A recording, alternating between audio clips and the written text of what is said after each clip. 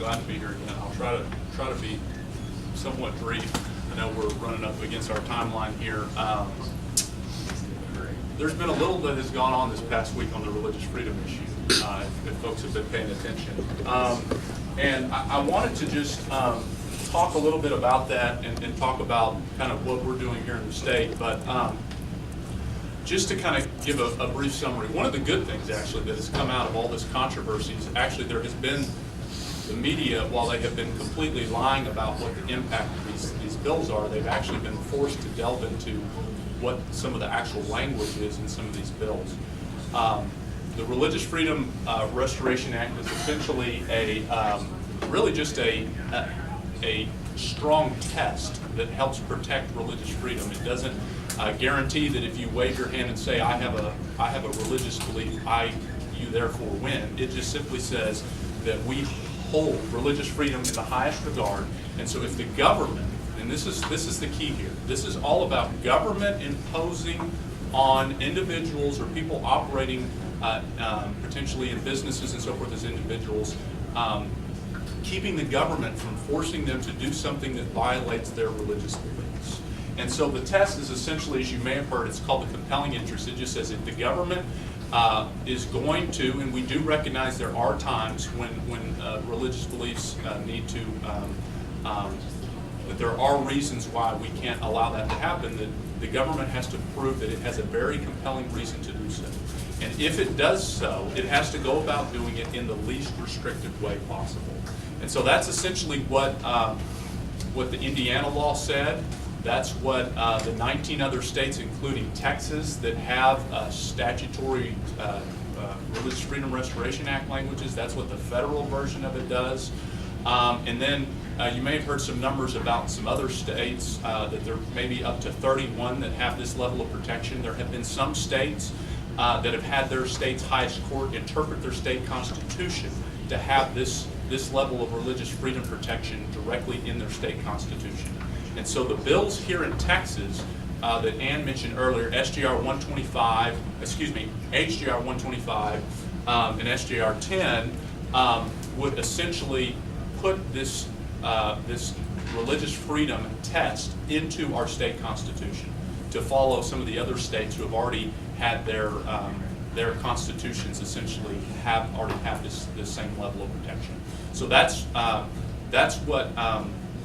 what those bills do, and as Ann said, there's going to be a group of folks going around and working on those. These issues have become so hot and controversial that everyone is scared to death to work on these issues. So it's really going to have to be the folks here. It's going to have to be a grassroots movement of folks going and just drumbeating that we have to protect religious freedom and give it the highest level of protection that we can in our state. If anything, everything that's happened, particularly in Indiana, just goes to show why they needed the law in the first place. I don't know if some of y'all heard, so as soon as this law goes into effect, and again, there is no specific language in this law whatsoever about homosexuality or anything. These laws have been in place for 20 years. They have protected, helped in situations related to, all kinds of religious freedom attacks. It's really only been the last few years where the marriage issue has gotten so, the intersection of the marriage and religious freedom issue, where we've really seen this intersection of the battle on same-sex marriage overlapping into religious freedom. Before that, again, just the kind of most high-profile case on this issue was the Hobby Lobby decision, a year and a half or 2 years ago, which that really was a pro-life issue and a religious issue. It had nothing to do with homosexuality, where the Supreme Court said, Hobby Lobby can't be forced by the government to pay for abortion-inducing drugs against their will. So again, this issue has been completely overblown and hijacked. And so I just wanted to mention, y'all probably heard about this pizza shop in Indiana. So just to show, where we are in this country. So as soon as they pass the bill, the media immediately starts going around and trying to feed their narrative that these bills are licensed to discriminate, and start going around in small town Indiana desperately trying to find someone that says that they would not serve a gay person, because no one's saying that. No one has been saying that. And so they asked this small town pizza shop, hey, would y'all, do y'all serve gay customers? Yes, we serve everyone. Then they specifically asked, would you come cater a gay wedding? And they said, well, no, we wouldn't do that. That would, would be against our religious beliefs. Well, the media went crazy. They immediately start running the headlines. You see it all over the place. Indiana, they found the one person. Indiana pizza shop won't serve gays. And so a level of hate that these folks have got, death threats, they had to shut down their shop immediately. They said they probably aren't going to, it's my understanding, they probably aren't going to reopen.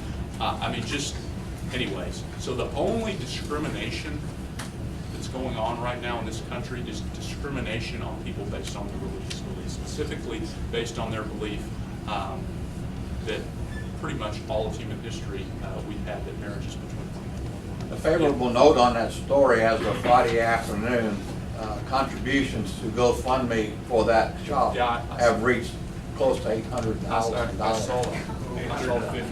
So this is one of these, examples where sometimes we just have to, and if I could have spoken a word to Mike Pence before they signed this next law that essentially is going to gut everything that they already did, I would have said, just stand firm for just a minute, let the tide go, and then these folks will so overreach, they will be so vile in everything that they do, they will expose themselves for who really is the ones that are discriminating. And that's what we need to do here in Texas, is continue to be a leader on this issue. So that's really just what I wanted to share. As already been mentioned, there's an important marriage bill that will be in House State Affairs, HB 4105, tomorrow. Encourage folks to come out and support that. That is, we've talked about several times, the State Preservation of Sovereignty and Marriage Act. This is just a little bit different version of a bill, a similar Representative Bell has several different bills on this that come at it from different angles, and so we really are trying to take a stand on the marriage issue. So encourage folks to get out and support that bill. And just as another note, just as a kind of bigger picture reminder, we filed our friend of the court amicus brief to the U.S. Supreme Court on Friday, actually, supporting a marriage between one man and one woman. Just want to continue to remind people that the full arguments on that marriage case at the U.S. Supreme Court again are April 28th. So I encourage folks to be in prayer for the Supreme Court, be in prayer for the attorneys on our side that are going to be defending the rights of states to uphold the marriage laws that most states have in place, which is that marriage is between one man and one woman. Any other questions? Yeah. I don't know if you've seen a video that some people made, I think in Dearborn, Michigan. Some people went into a Muslim bakery and asked to have a wedding cake made. And now, of course, they had a hidden camera, and they were not homosexuals, but they were asking, portraying themselves as homosexuals, and they asked to make a cake. And the clerk or proprietor said, no, we can't do that.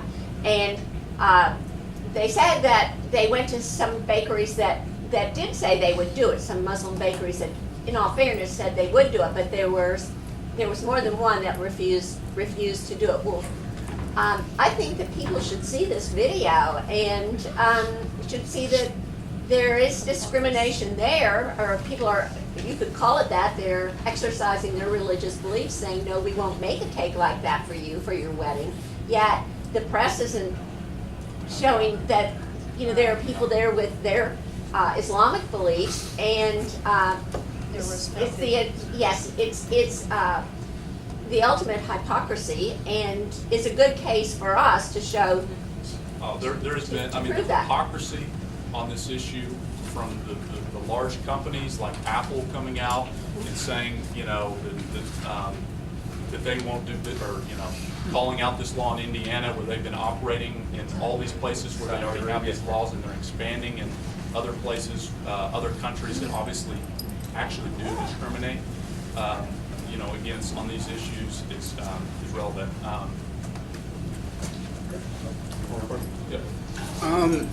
The other side likes to talk about people being, on the religious liberty issue, people being fired from their jobs or evicted because they're gay. Do we know of any examples where that's actually happened?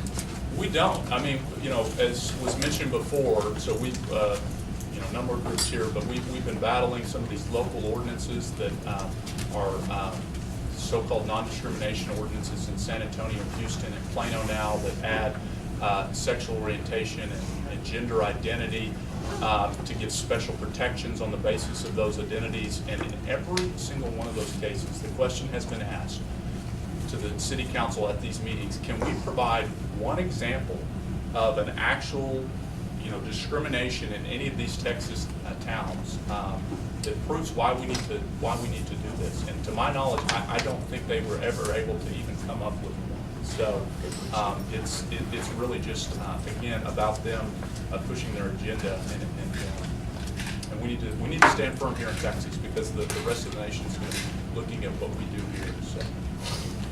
Thank you, Mr. Chittle.